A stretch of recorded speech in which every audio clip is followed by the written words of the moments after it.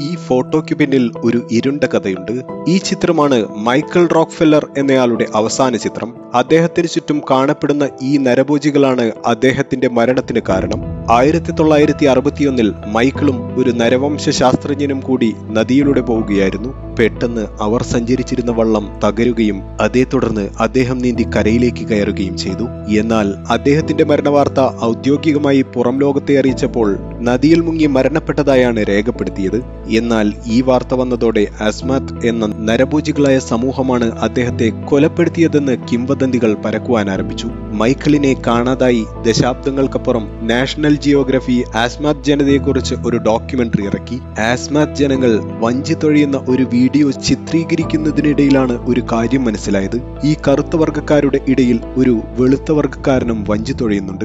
ഇദ്ദേഹം Michael Rockefeller ആയിരിക്കുമോ?